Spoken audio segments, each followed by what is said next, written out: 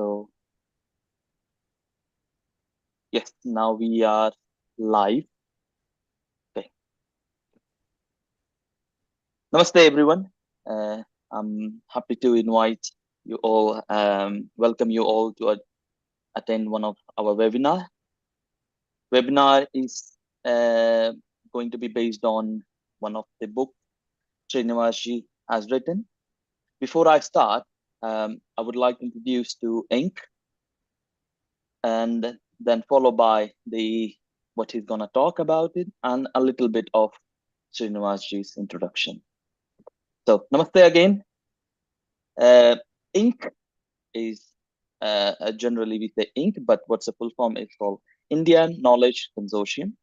It is based in UK, and we consider as a global organization that brings together like-minded academics who are interested in advancing knowledge about India and knowledge originating from India. Ink believes that there is a compelling need to have a complete picture of the Indian society, culture, traditions, economy, and polity that reflects the reality more closely. In furtherance of this mission, Ink seeks to highlight and elucidate the contribution of India on multiple fronts, both ancient as well as contemporary scientific achievements for the wider benefit across the world. Raya, India's first global leader. In this talk, Professor Srinivas Reddy will explore the life and time of Krishnadevaraya of Vijayanagara Empire, the 16th-century poet king who was celebrated for his military prowess, political acumen, and liberty talent. By interacting with a range of peoples and cultures from Portugal to Persia during his remarkable reign, Raya truly became India's first global leader. Professor Srinivas Reddy is a scholar, translator, and musician. He studied classical South Asian language at Brown University and went on to receive his PhD in South and Southeast Asian Studies at UC Berkeley, where he studied Sanskrit, Tamil, Telugu literary traditions. He has published several articles and 4 books. Some of his book names are Giver of the Worn Garland, published in 2010, The Dancer and the King, 2014, The Cloud Message, 2017, and Raya, which is latest, 2020. He's currently working on an anthology of classical Indian literature for Bloomsbury Publishing. Srinivas is also a professional concert guitarist and has given numerous recitals in the US, India, and Europe. He trained in the traditional Guru Shishya Parampara with his Guru Pandit Parth Chatterjee, a direct disciple of the late sitar maestro Pandit Nikhil Banerjee. Srinivas is guest professor of South and Southeast Asia Studies at IIT Gandhinagar, Gujarat, and visiting assistant professor of religious studies and contemplative studies at Brown University. He lives in Rhode Island and spends his time performing, teaching, and conducting research around the world. From after this, now I invite Srinivas to take over of this webinar and give us his experience on this book. Thank you. Thank you so much for that very generous introduction, and thank you to everyone who organized this event to promote knowledge about India, Indian culture, philosophy, ways of being and knowing. So it's a great pleasure to be with all of you. I look forward to having a good discussion. I will present some of my work from my last book, which was a biography of Krishnadevaraya, the king of the Vijayanagara Empire from the early 16th century. And then we can have a just general discussion, and I look forward to maximizing that time with everyone. So I will try now to share some slides, these are all, not all, but mostly pictures that I took myself at Hampi, which is the modern name of Vijayanagara. So can everyone see this? Yes, we can. Yeah. Okay, we can. perfect. Yeah. I can't see you, so.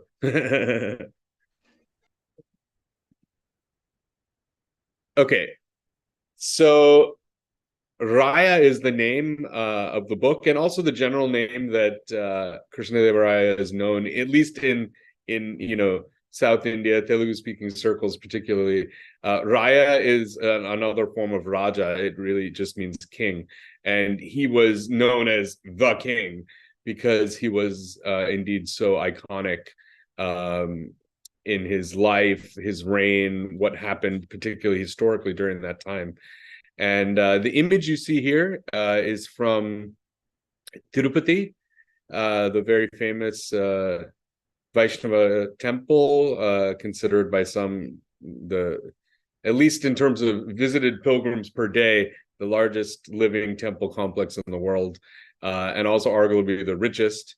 And one of the reasons for that is because it had amazing royal patronage from very early on, including Raya, who visited the temple on 7 occasions, gave generously, as did his queens, who are pictured here on either side of him. And there was an intimate connection between Krishnadevaraya as a king, as a wielder of political power, and also his personal deep faith as a Vaishnava, particularly a Sri Vaishnava, and the very deep kind of connection he had with Tirupati in particular. So this is a very special thing. It's also a very rare example to see the likeness of a king from that period. I mean, we don't really have many other examples. I mean, we don't have paintings. So the statue really does give a good indication. What's most interesting about that is that it's in the image that you see here, kind of the slender figure with an interesting kind of cap, and we can talk about this later because it relates to Islamic culture that was coming into the court at that time. But the idea of this slender figure who's very nice complexion is in contrast to the Portuguese chronicles that we have that speak of the Raya as rather stout, had a lot of evidence of smallpox, was a strong man, but did not look particularly like the image we have here. So you also have to realize that a lot of these images of the king, whether there be in bronze or in the poetry or in the storytelling, is of an idealized imagination of what a king is. And of course, arguably he did embody these things in his life, but they also get mixed with our popular imagination.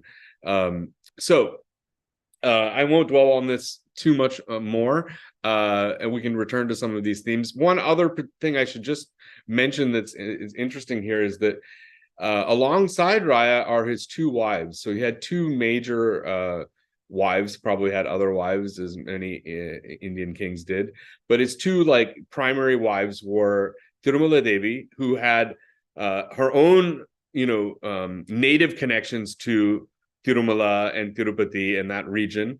And then his kind of beloved wife, who is known as Chinna Devi, who was not of royal blood. She was considered to be a lower caste dancer, but she was the woman that he truly worshipped. And he really treated them equally and brought them along to many of these pilgrimage visits. And you can see both of them are portrayed next to him. So, okay, let's move on. This is the main theme of the topic of discussing Raya as India's first global leader. This is just a catchphrase to really summarize the important juncture that the period around 1500 has for India and in particular, and the world just more generally. And I relate this to a concept known as the axial age. This is something that a historian named Carl Jaspers came up with about the period in 500 BC, when he kind of sees, philosophers in Greece, in China, in India, and all over the world, kind of innovating and creating this new philosophical kind of revolution that really changes things. And so he sees this as a pivotal point. I see that 2,000 years later, at 1500, we're also at another kind of pivotal point. And that juncture really is the beginning of colonialism, the beginning of a globalized kind of perspective on the world that's really rooted in European contact with Asia and other parts of the world in a colonial type of framework, and what that means for the future of not only Western civilization, but also the rest of the world. And looking particularly at the very incipient moments of this period that arguably we're still in a type of colonial period. So looking at the very beginnings of that, to look at that is a beautiful vantage point for where you can see what has kind of come before, the types of knowledge systems that were present at that time, and then look at like what has happened afterward and see the kind of negotiation that happens at that critical juncture. So this is when Raya is ruling, and it's a very, very important geopolitical kind of moment for the South Asian subcontinent. So there's 4 major kind of players that act this drama of early 16th century Deccan politics, and of course South Indian as well. First, of course, is Vijayanagara, which is known as the great South Indian empire that fought off the incursions of Islam into southern India, the great Hindu empire. And there's a lot of negotiation that goes into discussion that we can have about what that kind of typification or stereotyping of the Vijayanagara Empire is like, in terms of just seeing it as a Hindu versus Muslim kind of bifurcation. It's a lot more complex. The picture I'm trying to paint here is that many different groups were interacting. So we did have Vijayanagara, which ostensibly was ruled by a Hindu king, but a very open-minded, tolerant king who accepted all religions and allowed for a very diverse set of practices to be adhered to within his kingdom. So in another area a little bit to the north of Vijayanagara is one of 5 kingdoms or sultanates that were part of the Bahmani Sultanate, which of course relates to other formations in northern India, the Delhi Sultanate coming south, but this is a little prehistory that we don't need to get into. The main point is Bahmani Sultanate breaks up into these 5 kind of mini sultanates. The major one that interacts with Vijayanagara is Bijapur. The interesting thing to even see in Bijapur is its name itself is like Vijayanagara, Vijayapura. They're like the same thing. So Bijapur and Vijayanagara, had lots of battles prior to Raya's time. They also had a lot of connections. There was intermarriage between these royal families. So things were always tense between these 2 empires. But there was also a lot of shared culture between them. Another empire, very important at this time, probably more important in terms of Raya's military campaigns, was the Gajapatis. And the Gajapatis, at this point, had taken a lot of southern Andhra at that point that was traditionally held by Vijayanagara. So Raya spent a lot of time battling with the Gajapati Empire. Prataparudra particularly was his kind of arch nemesis. And so, there were battles between Hindus and Muslims, and everything was mixed in. Now, what's most interesting, and that makes this period critically important, is the entrance of the Portuguese. So 1498 is when Vasco da Gama reaches, Calicut. And this is kind of the beginning of European colonial presence in South Asia. And the Portuguese play a very interesting role, particularly in the dynamics between Vijayanagara and Bijapur, which I'll discuss a little bit later. But basically, they were in control of ports, mostly through their control over Goa, but all ports along the Arabian coast as well, along Eastern Africa. So they had a coastal empire that really controlled oceanic trade. And the main item that was coming into play was the import of war horses. So Bijapur and Vijayanagara both wanted these horses. The Portuguese controlled the the import of them, and basically they played an arms race, between these two empires to try to get the most money. So all of these players are intimately kind of interacting and interrelated in this period. And I think this is the most critical thing to remember. And it also gives us a sense of how complex things were at that point in time, as they are now today. And one of the reasons I, say this about, Raya being a global leader is also to emphasize that a lot of the issues that he was dealing with, whether they were religious, political, social, cultural, whatever, are in many ways parallel to issues that we're dealing with today. Okay. So now let's actually go and see some images and get situated in this place called Vijayanagara. It's in northern Karnataka. You can visit it today. It's an amazing, beautiful place. It has a magical quality to it. These huge boulders, these lush green fields, and then these incredible ruins that are there to just explore. Not in the way that, there is a kind of ASI designated area. You pay your ticket and you go and see that area and that. But really, Hampi is a whole sprawling metropolis of ruins that one could hike and explore, and it's really a fantastic place to visit. So here's a little excerpt from the book that kind of situates us where we are, and it talks a little bit about the two brothers that founded the empire prior to Raya's rule. The realm that the upstart brothers had claimed for themselves was the mythical land of Kishkinda, ancient home of legendary monkey warriors of the Ramayana like Vali, Sugriva, and Hanuman.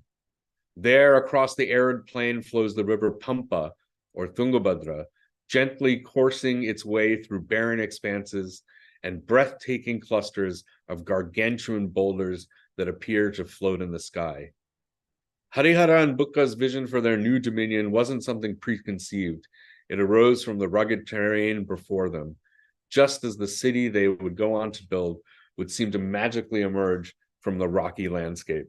And you really do get this sense when you visit Hampi that the city was not something kind of put onto the landscape. It emerged out of this place. And, of course, the fact that a lot of this beautiful stone is present at every moment when you're there is a reminder of that. But it's a very special place, and I encourage everyone to visit these places.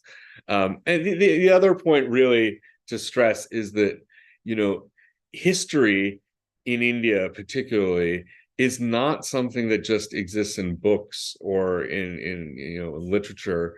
It's a living thing. You can go to Vijayanagara, you can see this place. And beyond that, it's not just a monument to see that's frozen in time. People still live there. I mean, these fields are still cultivated. So there's that very important sense of living history in India that really I want to stress. Here's another picture. This is one of my favorite pictures. This is actually looking at the main temple of Hampi and Virupaksha temple. And you can kind of even see in the main gopuram, there's two different colors, and that's of course different levels of construction. More moving towards the foreground, you can see to the left these kind of pyramid-shaped structures. Those come from another period of history. And then in the closer foreground, you see these little pillared structures. They're from another period of history. And so again, not only is history something living, it's something layered. It's something that gets, not destroyed, but, things are stacked upon each other. And you get that sense here a sense also stacked upon so much so that, like in that paragraph that I read, this area was known as Kishkinda. This people thought that this was the place, where Hanuman and all his friends lived. This was the place where Rama came and stayed. So it has that mythical quality built into the sense of place. So here's the Indian stamp with Raya on it, and you can't be like a bona fide hero of India until you get your stamp. So here it is, and it's the same image that we saw at the very beginning, the famous bronze statue, and then some friezes in the background and some other pictures from Hampi. Okay, I know we want to keep things short, so I'll quickly go through some of this stuff. Raya was a great king, no doubt about it. He fought lots of battles. In fact, I think he won pretty much every battle he fought. I don't remember in history any other king like that that was absolutely undefeated. I don't have evidence of even one battle that he lost. So he was a great warrior. Samaranga Sarvabhauma, that's what they called him. But they also called him an emperor in Sahitya, because he was not only a great king, he was a great poet. And this relates to, a very old Indian idea of the Kaviraja, or in Greek terms, the poet philosopher, like the Marcus Aurelius in Latin. It's the king who is, strong and kind of militaristic when needed, but could be wise and generous and just at the same time. And, that's the kind of leadership that we need all the time. And Raya really embodied that. He's most famous known in the literary world for writing a great Mahakavya called Amuktamayada in Telugu. And it's the story of Andal, one of the Alvar saints. It's a beautiful story, beautifully written. And, I won't get into many of the details. I'll read you this one line, very famous line verse from the poem. Raya has a dream where a manifestation of Vishnu known as Andhra Mahavishnu comes to him and tells him to write a great poem in Telugu.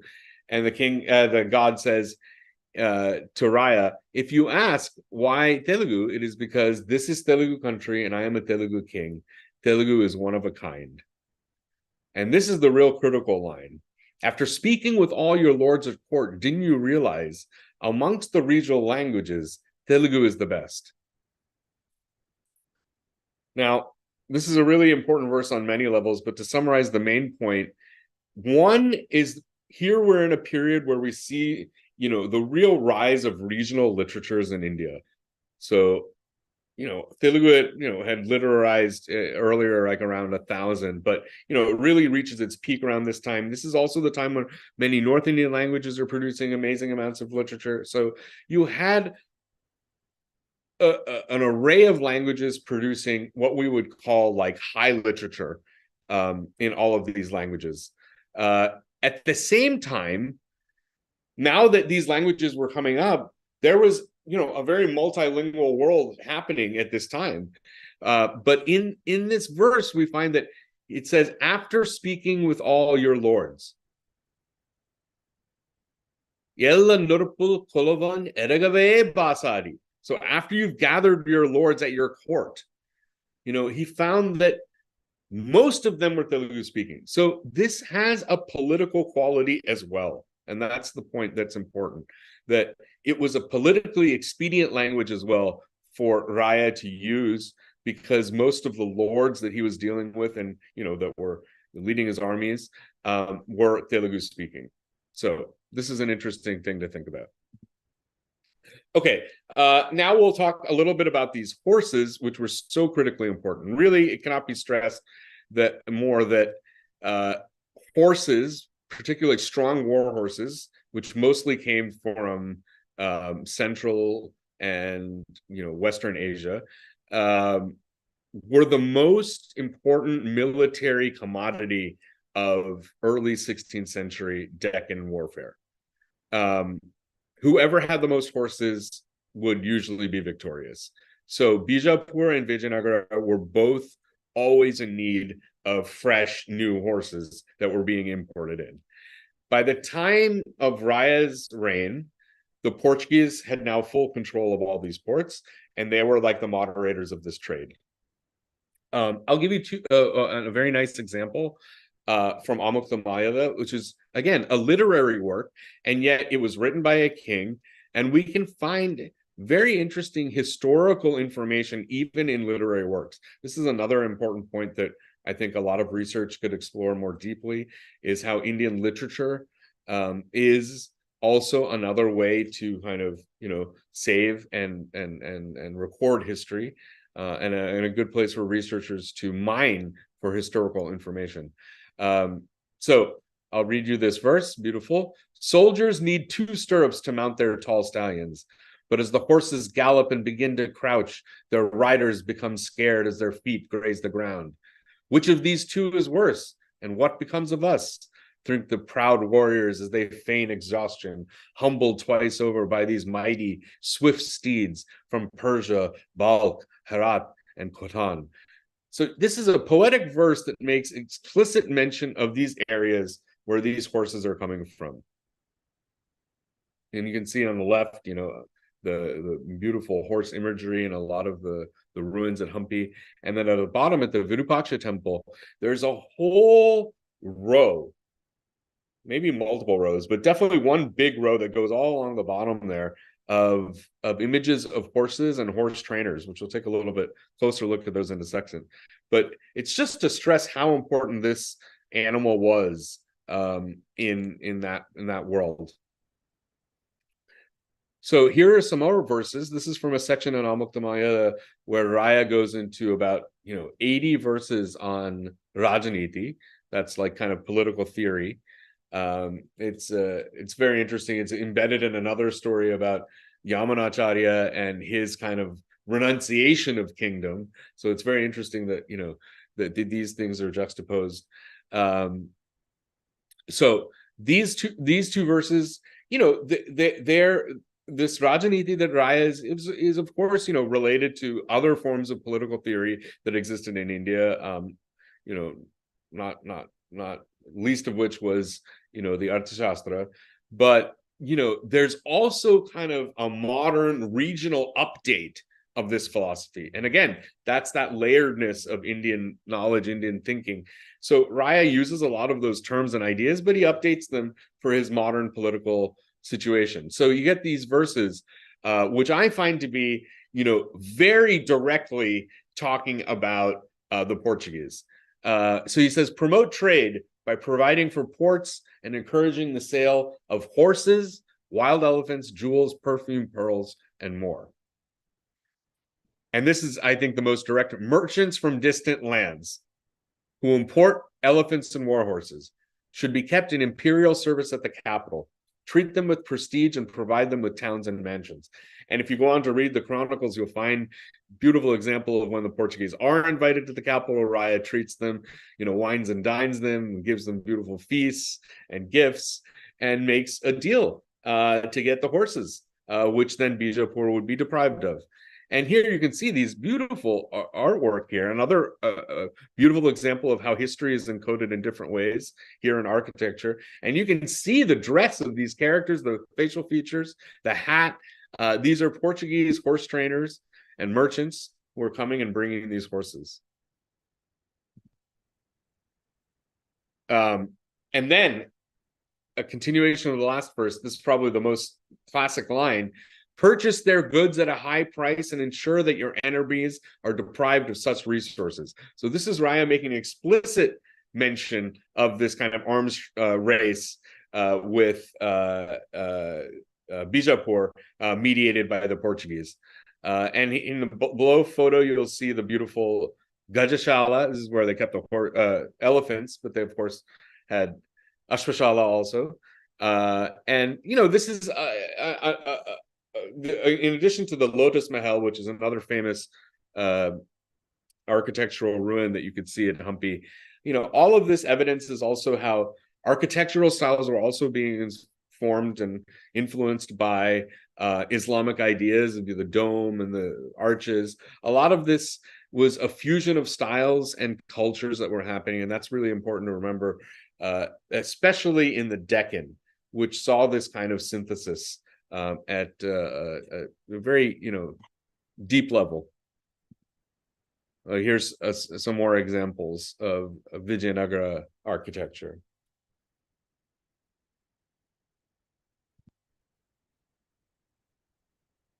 Okay, so I think I'll try to wrap this up. We can kind of move to some Q&A. I know I probably said a lot of things, there's a lot to discuss, but I want also to share some more of these photos.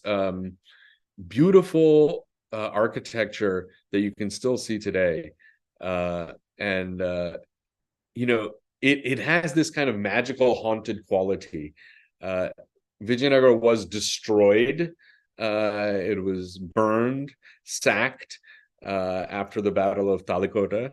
So there was this kind of the grandeur and the beauty, and then the mythical kind of fall, and all of that is present there. That kind of nostalgia you can really feel when you visit the place today.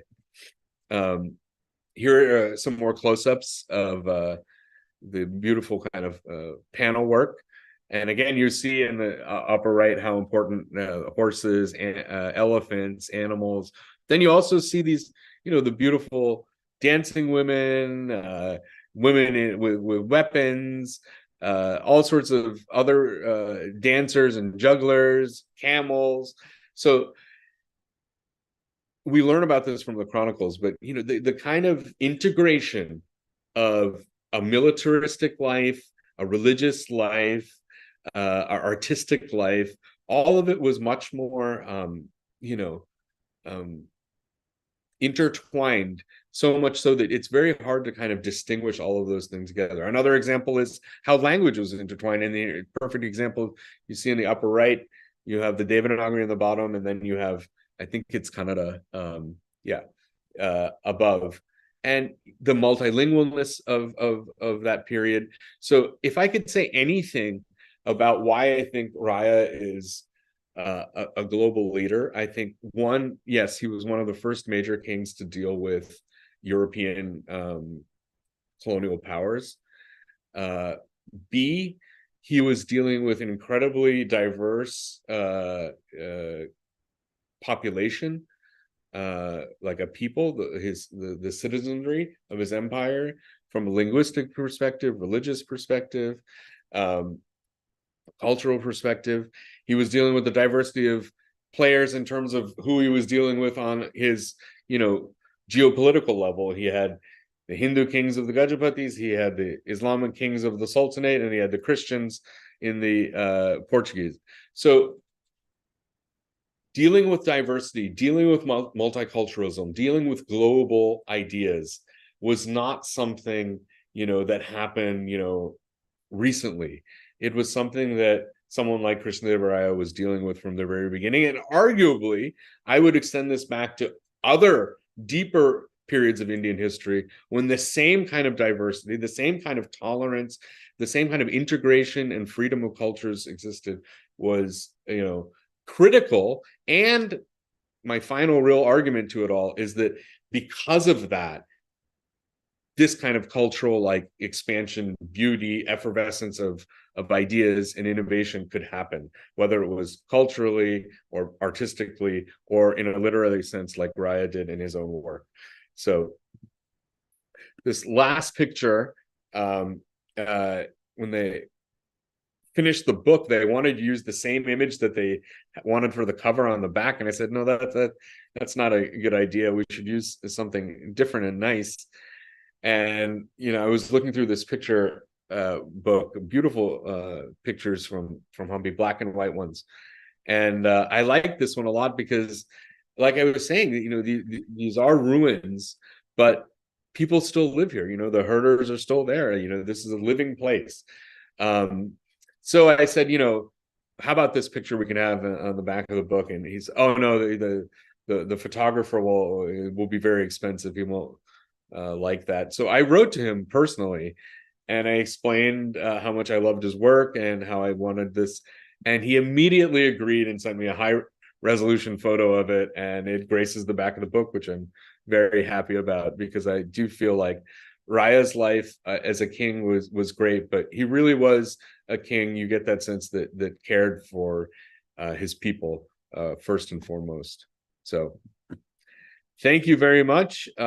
These are my books. I'm working on one last book, an anthology of classical Indian literature, which is should be out hopefully next year. And yeah, I thank you all. I hope that was informative, and I look forward to having a good discussion. Thank you. Thank you, Srinivasji.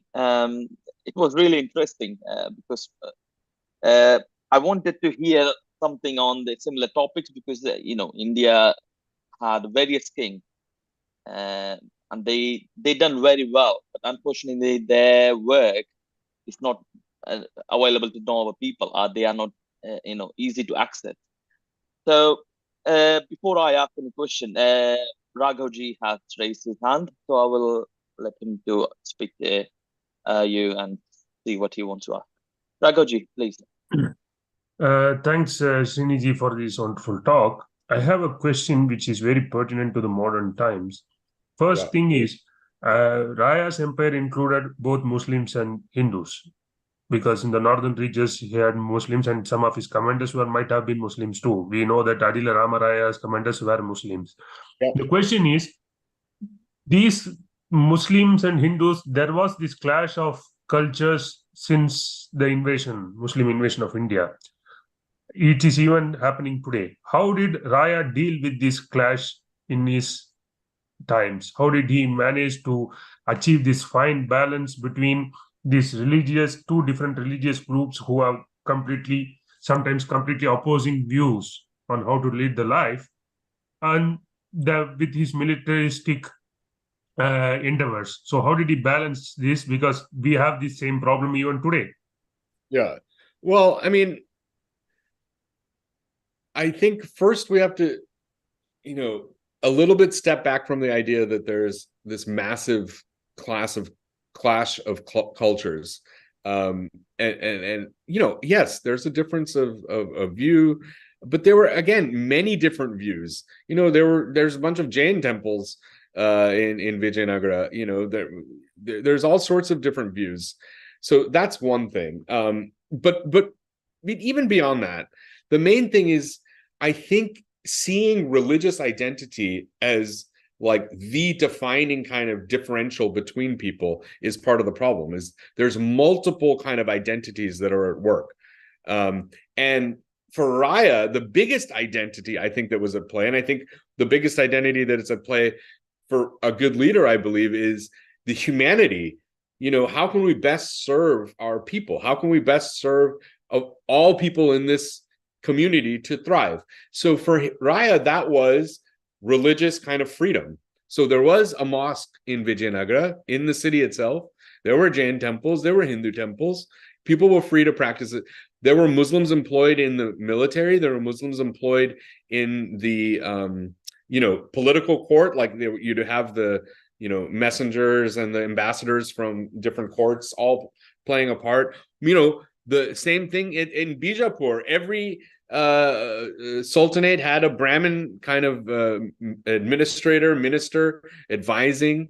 There were Hindus in armies there. So things were complex, is what I'm saying. And I think looking at it just as a clash is hard to do, because it goes beyond just that one differential. And I think the way he dealt with it, to answer your question, is by not seeing it that way, to see something beyond identity politics, if you will, to a shared kind of goal of humanity. And, ostensibly, for any king at that time, it's my empire. They're out to do well for their empire. which again, like you said, is very much like what's happening today. So I think if we can look beyond particular identities and see a shared need for the flourishment of all citizens, then that's the best kind of policy. I thank you for your answer, but my simple follow-up question is, what was his unifying force? So every nation to survive should have a unifying force, a central idea of which around which the citizens of the nation conglomerate. So the question is, what was the unifying force of Raya's kingdom? Because of the different cultures he had to deal with, how did he manage to bring all of these people together under one umbrella, say we have to work for a common goal? What was the goal that Raya's kingdom set forth so that all the people coalesced around that goal? I mean, that's what I'm trying to say. I think it's just a general sense of the people should flourish, should do well. I know that sounds, very open, but what else can you say? I mean, that's in fact that's what he says in a lot of those Rajaniti poems. So he doesn't mention religious things. He's talking about people in the general sense. He's talking about their general welfare. He's talking about providing wells. He's talking about providing water. So if you make those things your priority, which I think he did, then you'll get people on board. Okay. Yeah, thank you. Thank you. I think it's Jay, Gina. Jay, want to ask a question? Jay, go ahead, please. You can start your video if you want. Yeah. Yeah. Hello. Namaskar. Very Namaste. interesting talk. One of the things that intrigues me that, I don't read much about, I'm just going back to original. Yes. We talk about the Vijayanagara kingdom, and you talked about Krishnadevaraya's rule, but we just lost you, Jay.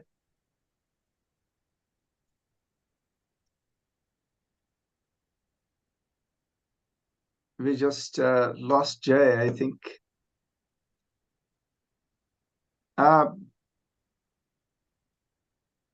Okay, so yeah, Jay, we lost you. So can you repeat your question again, please? Thank you.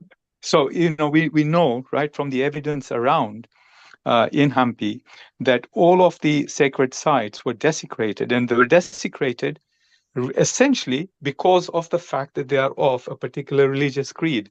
So in the end, it didn't matter how Vijayanagara kings performed and what kind of constitution they had. And why is it that this is not being discussed? Why is it that this is not being analyzed? Because that, I think, is perhaps part of what I think Raga was maybe hinting at in his previous question. So you want me to talk about Hindu temple desecration? No, I want to. It's not about Hindu temple desecration per se, but really challenging and questioning our view of how we see history, when fundamentally, despite all the political norms that the Vijayanagara kings created, they were ultimately destroyed by an ideology which was fundamentally opposed to that type of discipline, that type of rulership. It was a religious battle in the end, wasn't it? So you're saying that I don't think so at all. If you study the Battle of Talikota, it is not a battle that was drawn on religious grounds. The fact that all the sultans happen to be Muslim is complicated by the fact that there were Hindu kingdoms also, and Hindu warriors fighting on that side as well. So what I'm really saying is, yes, temples were desecrated. Yes, there were people with anti-religious feelings on both sides. Yes, all of that is true, and it happened. But I think if we only focus on that, we lose out on other perspectives of history. That's what I'm trying to say. So I'm not denying that all of this happened. I'm saying why not look at the perspective that someone like Raya brings to the table that was not like that did not view history like that, did not view himself like that? I'm not challenging that at all.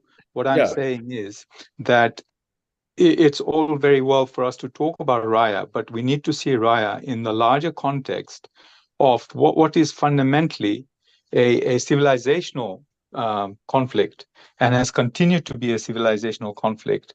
And if you're going to resolve the matters that I think Raghu was asking about, we have to address the question of how those things can be resolved in a way which does not dilute some of the fundamental belief systems which actually cause these conflicts. Yeah, I didn't get the question exactly. It's okay. It's probably a comment from Jay. Yeah, it's a comment. I think Raghavji has hand is up, but Raghavji, just wait for a minute. I saw Sanjay Nayak wanted to ask something or raise something. Sanjay, you want to go ahead and ask? I think it's in the chat. Oh, it's in the chat. Okay, he's made a comment on the chat, and he's saying. Yeah, Raya was married to Princess Jagan Mohini and had a great friendship with Odisha, but after Krishnadevaraya almost disappeared. Well, Vijayanagara kind of disappeared not very soon after Raya, but 40 years after Raya or so. So it's tough to say, and I can't even really remember what exactly happens to Kalinga side of things during like the 17th century. But the point is that actually Raya and the Gajapati Prataparudra had a very acrimonious relationships. They were not friendly at all. And of course the marriage with Prataparudra's daughter, who has many names, Jagan Mohini is one of them, of course was like many marriages, a marriage of alliance, and that was fine. But in terms of their relationship afterwards, I think many other things happened geopolitically that would have complicated that relationship. Okay, Raghavji, you want to go ahead and ask your question, please? Mine is not a question; it's just a comment on what Jaiji was telling and Sriniji was speaking about. Yes, there were desecration. I agree with Sriniji that yes, there was desecration, but we also need to understand that Vijayanagara as an empire survived for 250 years, including Muslim citizens. It would be hard pressed to have an empire survive for that long if there was always this continuous clash of civilizations that we always think about. There was this simmering in the background, but in my opinion, the clash of civilizations was outweighed by the collective goal that the kings managed to establish among its citizens. And eventually, one day came that the kings were not good enough or were not able to set forth this common goal, and then the clash of civilization came from the background and came to the fore, and they started fighting with each other. So it's a very simplistic view to say that the complex, this clash of civilization is always there and it's always about to explode. No, there can be a way to solve this, but one also has to keep in mind that this is always lurking in the background. So the goal will be to establish a bigger goal than the clash of civilization so that people can coalesce around. That's my view on this. Srinivasji, you want to say something on that? No, I mean, I would agree. And I'm saying that thing that we could go around is the kind of vision that I felt, Raya was getting at.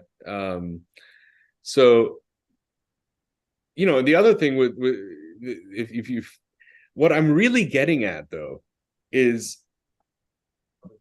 particularly religious identity, which I know is a big issue. So we have to talk about these things. The fundamental thing is that there's nothing inherent in one particular religious view of an individual that's going to make them think particularly one way or another. There are plenty of examples of people from different religious traditions that I see eye to eye with on many things. And I think the same thing we see all throughout history. And vice versa, you vehemently disagree with someone from your own religion. We see this all the time. So what politicians do to the minds of citizens is to play up on these like issues to They create need to difference. put the foot down, you know, in the next 6 years. Sorry, Jay, you were saying something. Can you mute yourself if you're not saying something? Srinivas is speaking. Yeah. Thank you. Yeah. So yeah, I think these differences are actually used to divide people more so than they really are amongst people.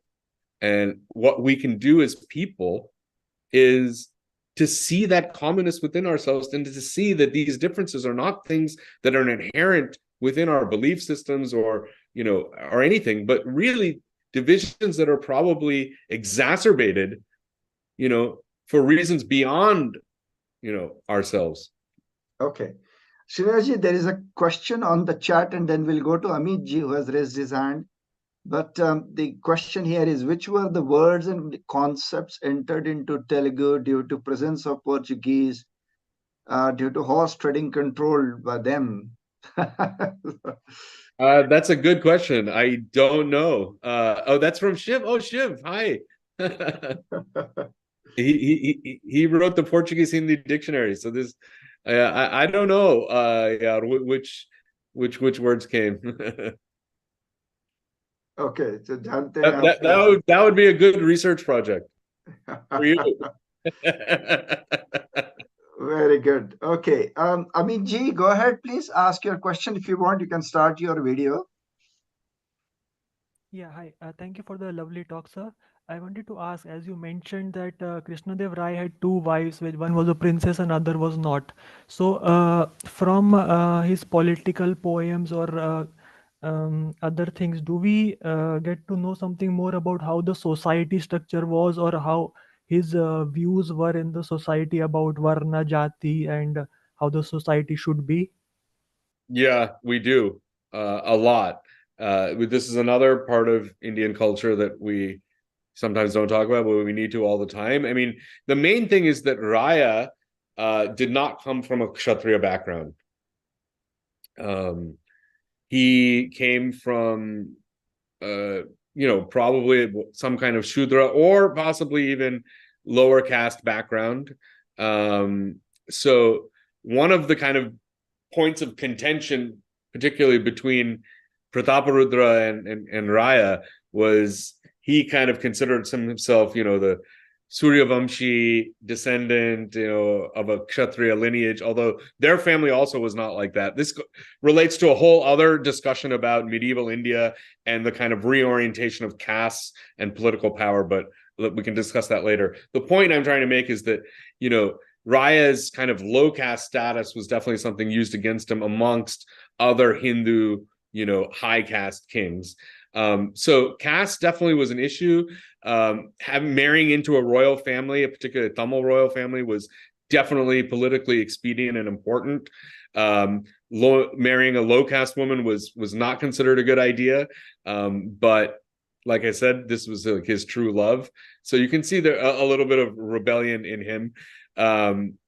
But at the same time, and this is what's interesting, is that as much as Raya represents kind of a refutation of caste norms, at the same time, and this is also how power dynamics work, you know, he was trained and rooted in a tradition and a, you know, a literary culture of Sanskrit and, you know, Sri Vaishnavism that brought in some very deep ideas about what it meant to be religious or well-educated. And so, yes, he does, you know, inculcate many of the basic caste things, like the adoration and gift giving to Brahmins was very common. He had many Brahmins running all the pujas and ceremonies at court. You know, he expressed his devotion as like a pious bhakta. But, you know, at the same time, another beautiful story that he puts in the Amuktamayada is the story of Maladasri. This is the untouchable devotee who basically saves the soul of this Brahmana who has become a Rakshasa. So the Dalit is saving the Brahmana in this kind of Bhakti story. So that's another discussion, how Bhakti is itself also another kind of revolt and revolution against caste hierarchies. So caste was very much present at this time, but caste was also transforming in very interesting ways at this time. So the old order was at one time maintained and also challenged. So that's the best I can answer. Wonderful. Okay. We have Maruti ji, hand raised. Maruti ji, please go ahead and ask your question.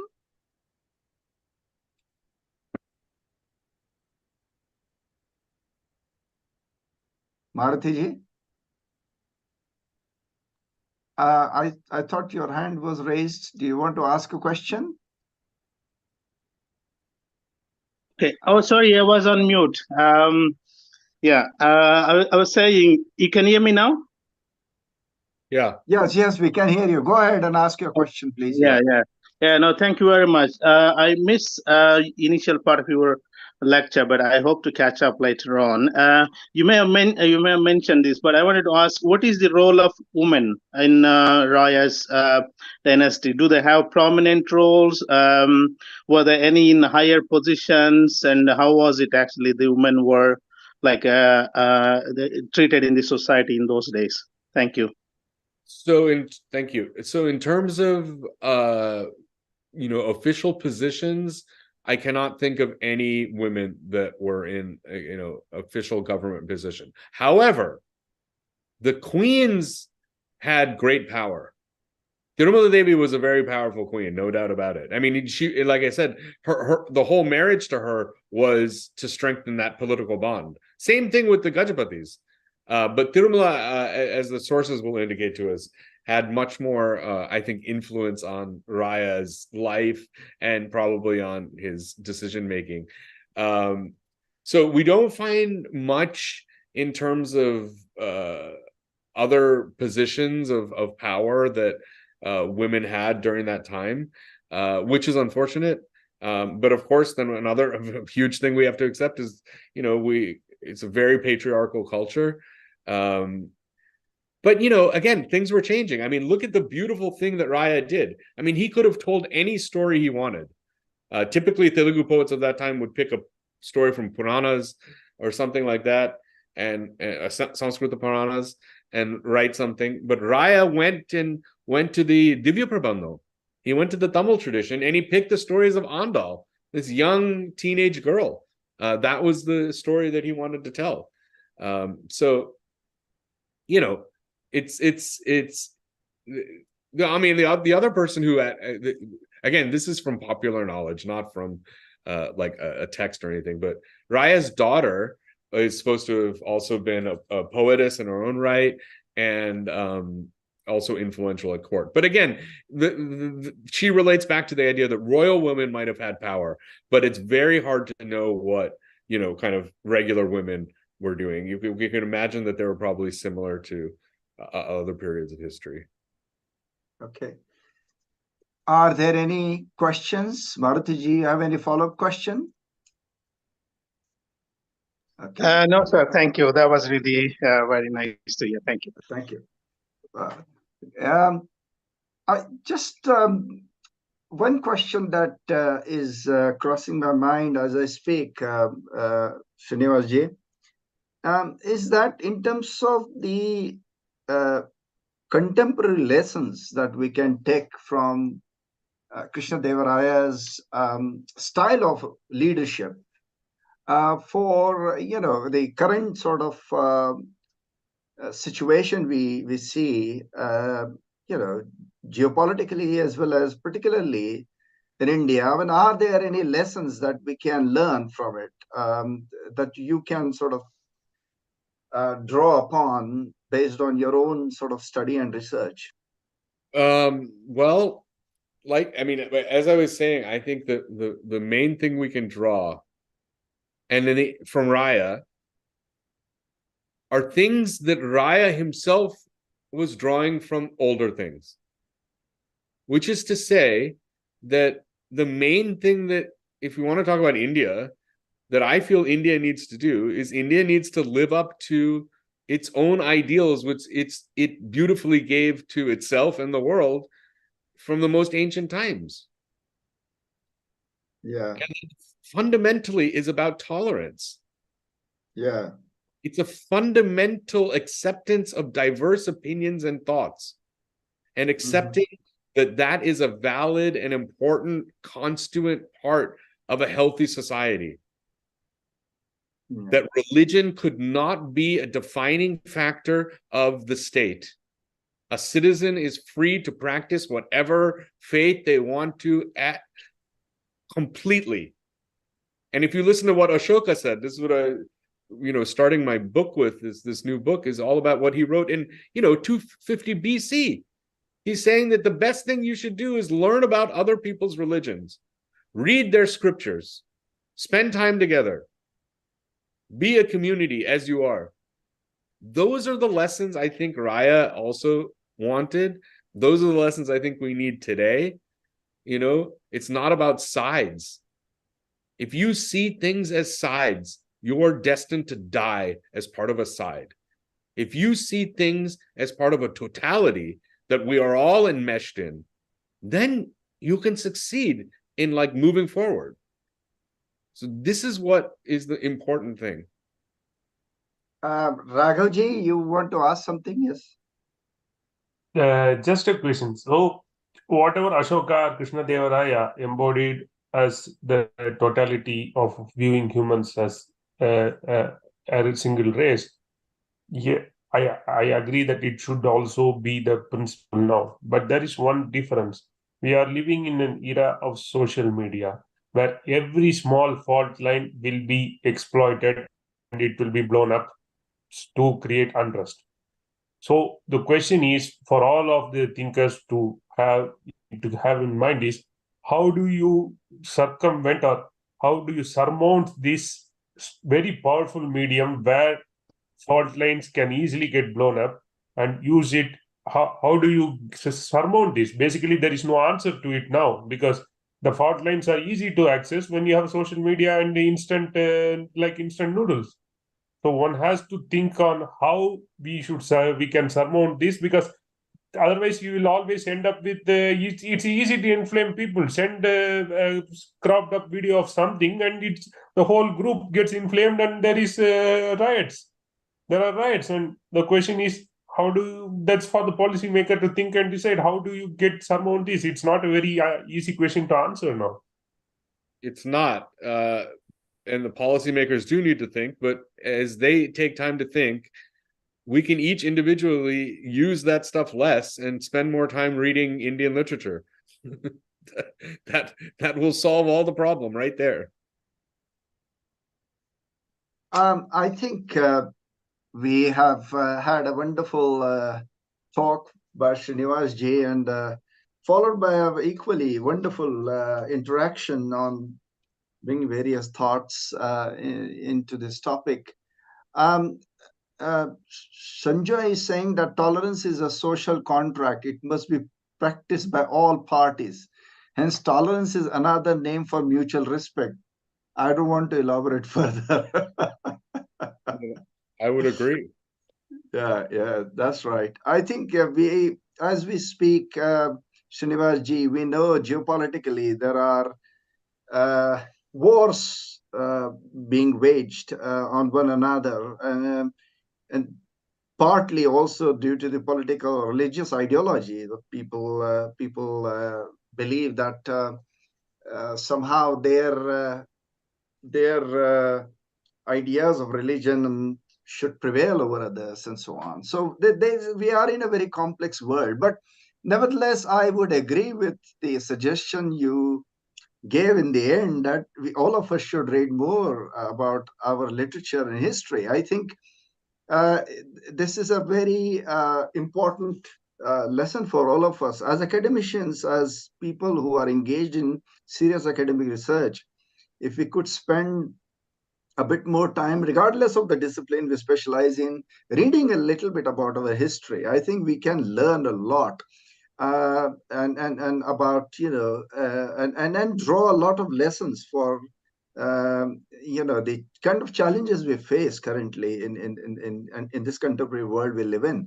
So, Srinivas ji, on behalf of India Knowledge Consortium, may I thank you for a wonderful and very succinct, very to the point talk, explaining to all of us, enlightening us about Devaraya's leadership skills and qualities, that some of which are applicable, some of which I see some resonance in the current leadership we have in India at the moment. Building ports and doing more business is is mantra of the leadership that we have. But I think equally this we learned quite a lot, and those wonderful pictures that you showed us along with the slides was really truly enlightening and very enjoyable. So once again, on behalf of India Knowledge Consortium, I would like to thank you profoundly for sparing your valuable time and giving us the opportunity to interact with you. Equally, I would like to also thank our all our wonderful members who made an effort to be present for the talk. We have a lot more bigger membership, but obviously people have engagements, and being Sunday, India playing South Africa, all those things play a part on how many people turn up. So, but nevertheless, we had a wonderful interaction. And I should not forget Raghasimhanji. I would like to thank him specially for introducing us to Srinivas ji. And long may this relationship now last with Srinivas ji. Hopefully, we'll have you involved in many more interactions and talks, and also would like you to be part of INC and participate in our future webinars, which we intend to continue on this theme of global leadership that we have had both ancient, historical, as well as contemporary, and for also for what rest of the world can in a way learn from India's huge wisdom that exists in India and Indian literature and history and culture and so on. So once again, thank you everyone for coming, and we look forward to see you again in January, when we hope to organize another webinar on global leadership talk. Thank you very much. So Have a before lovely we day. before we leave, I just wanted to request you all. We do have our social media websites. Facebook, you can follow us and see what we are doing. Twitter we have, and also we have our YouTube channel. In case you missed something, please go watch the same talk and discussion on YouTube.